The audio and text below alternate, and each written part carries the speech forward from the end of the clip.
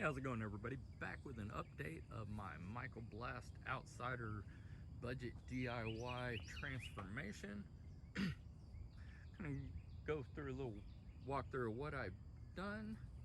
I changed out the mags, turned it into a dual system setup. I've got two motors, front and back, two batteries, and two controllers. Big thanks to Crisscrossing Wires for the recommendation on the controller.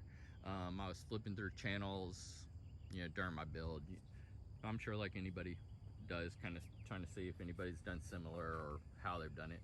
And I saw that he had the same rear motor that I was using, and then he recommended the controller that I paired with it, and it was outstanding advice. It works terrific. I'm absolutely loving this thing right now. The look is beefed up. The power, it's just night and day difference. Other than just the outer appearance of this thing, it's a completely different bike.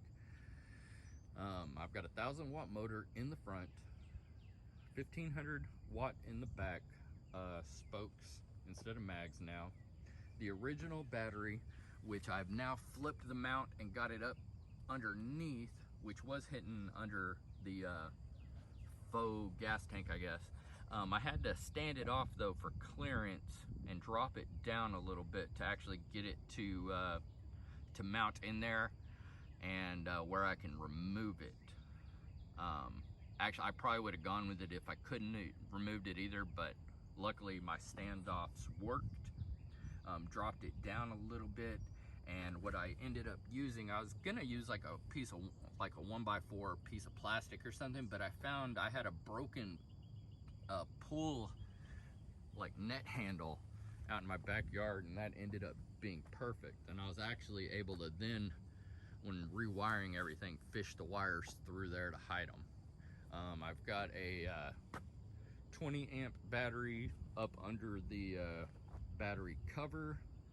Like I said, and I've got two controllers. I mounted them in the back.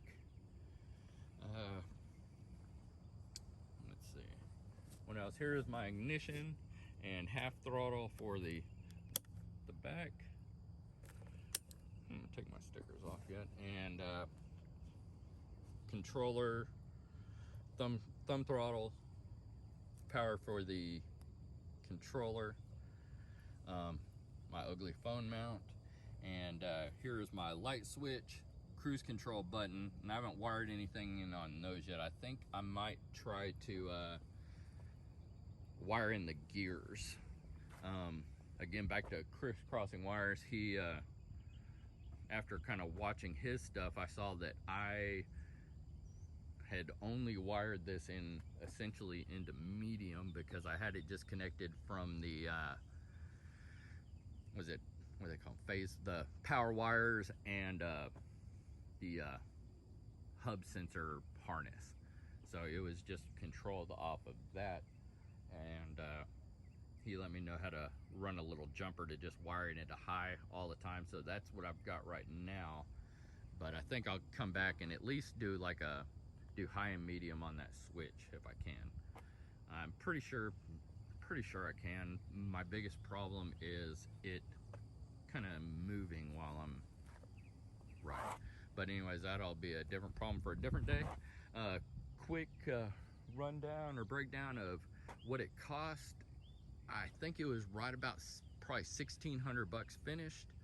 I know online that the Michael Blast Outsider, depending on which one you get, is about 2,900 bucks, 26-29, I think.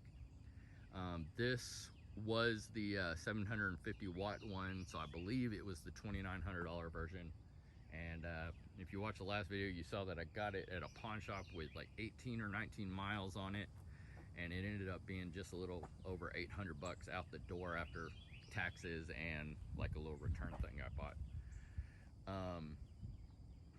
I am fresh charged battery and no wind or wind to my back. I'm doing 35 miles an hour. it gets up over 20 in less than 2 seconds, so it's like fast car fast. Probably 3 seconds to the high 20s, and then anything over 30, it takes a couple seconds and a little bit of runway to get up to that top speed. But right there in that torque area, this thing's pretty incredible. If I'm running just rolling along at like 15 miles an hour and I get onto the front, I get burnout, so like 15-20 miles an hour when I add that in. Neither one of these systems will break 30 on their own, but when I'm running them together, that's when I start getting up into, you know, hitting that 35. So again, thanks to Crisscrossing Wires for the controller recommendation, and didn't really get to use many of the videos, but I would say that they would come in handy, and they're a nice little walkthrough for anybody kind of wanting to do something similar. I don't know, the thing is, it's a head turner, and back again to the little vinyl graphics. If anybody's got a guess on the origin of where that came from, again, I found out that it's like a pet food company, but I don't know. Did a decent job on it. It looks good.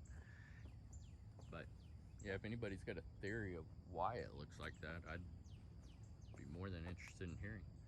Anyways, thanks a bunch. My front fork still hasn't shown up, so if and when it does and I put it on, I'll probably do another little update and any other little things I do to this.